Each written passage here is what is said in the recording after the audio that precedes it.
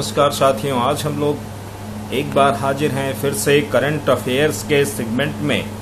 कुछ महत्वपूर्ण घटनाओं के साथ मैं आप लोगों के सामने उपस्थित हूं।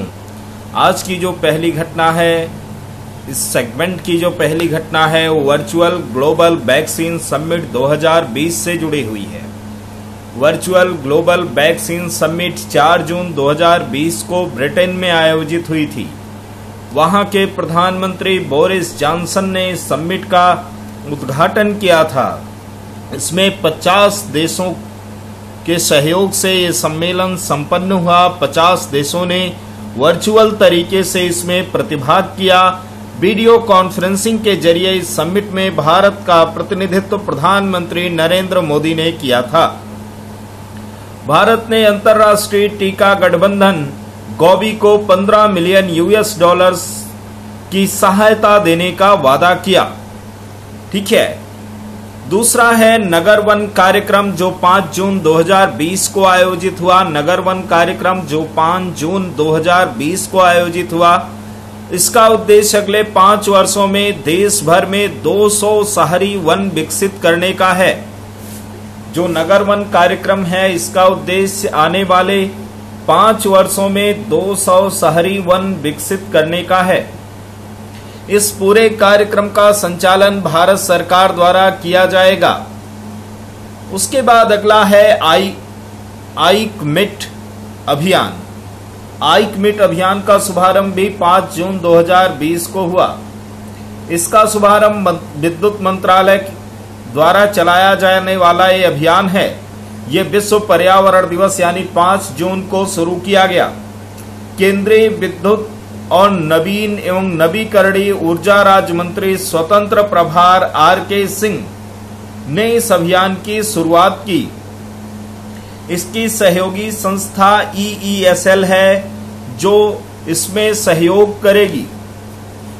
अगला है आपका विश्व खाद्य सुरक्षा दिवस, वर्ल्ड फूड सेफ्टी डे, 7 जून 2020 को।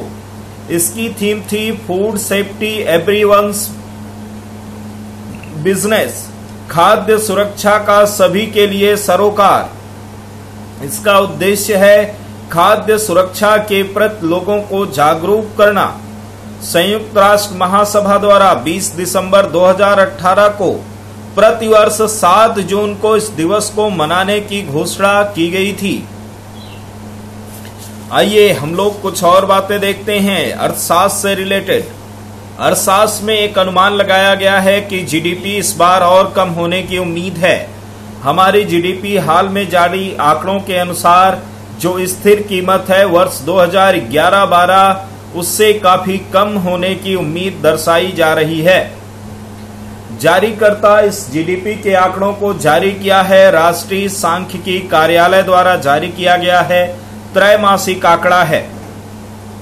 कोरोना के चलते जो भारत सहित पूरे विश्व में आर्थिक संकट छाया हुआ है, उस आर्थिक संकट के चलते हमारी GDP में कमी की उम्मीद की जा रही है।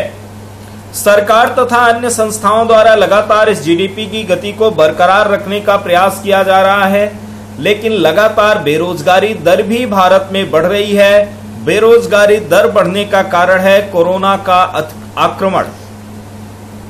ये पूरी तरह से देश को अपने चंगुल में लपेटे हुए है, जिसके चलते भारत लगातार पिछड़ रहा है। भारत ही नहीं बल्कि दुनिया की सारी बड़ी अर्थव्यवस्थाएं, छोटी अर्थव्यवस्थाएं सब इस समय नकारात्मक गति से गुजर रही हैं। इसी बीच एक और जो सबसे बड़ी बात आई है, राष्ट्रीय आय 2019-20 का जो प्रथम अग्रिम अनुमान आया है, उसमें भी कमी होने के संकेत दिखाए जा रहे हैं। NSO द्वारा जारी इस अभियान में अग्रिम अनुमान में निजी कारपोरेट सेक्टर में सूचीबद्ध कंपनियों के वित्तीय प्रदर्शन, केंद्र और राज्य सरकार के खातों में जमा और साख और औद्योगिक उत्पादन सूचकांक IIP जैसे प्रमुख बेंचमार्क संकेतकों पर आधारित है। यह वित्तीय वर्ष के पहले 8 माह में अर्थव्यवस्थाओं में जो कुछ घटित हुआ है उसका अतिरिक्त संस्करण खोजने का प्रयास करता है। किंतु जिस तरह से स्थिति बनी हुई है, उस स्थिति में लगातार बेरोजगारी भी बढ़ रही है, उत्पादन घट रहा है, जिससे अर्थव्यवस्था पर अभी आने वाले भविष्य में संकट के बादल छाए रहेंगे। एक इसमें स्टैगफ्लेशन सेंटेंस बनता है, जो आज का वर्ड है इकोनॉमी का हॉट वर्ड है स्टैगफ्लेशन। स्टैगफ्लेशन क्या है, इस पर मैं चर्चा कर लूं। स्टैगफ्लेशन वस्तुतः स्थिर समृद्धि दर और बढ़ती मुद्रास्फीति का एक विशिष्ट संयोजन होता है। समृद्धि दर स्थिर होती है, लेकिन बाजार में महंगाई बढ़ सकती है, जिसके परिणाम स्वरूप उच्च बेरोजगारी दर स्थिति उत्पन्न हो जाती है। यह वस्तुतः किसी अर्थव्यवस्था के अत्यल्प सामान्यता 2 से 3 वार्षिक अथवा शून्य समृद्धि दीर्घकालिक स्थिति होती है।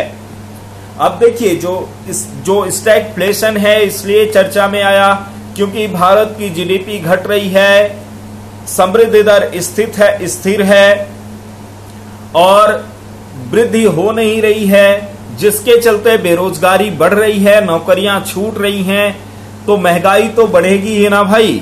महंगाई बढ़ना है, आपके पास पैसा नहीं है तो सस्ती वस्तुएं भी महंगी लगने लगती हैं। महंगाई बढ़ रही है, बेरोजगारी बढ़ रही है, समृद्धि घट रही है, इसी स्थिति को स्टैगफ्लेशन कहते हैं।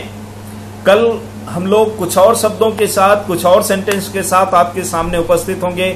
Thank you. जय हिंद। वंदे मातरम।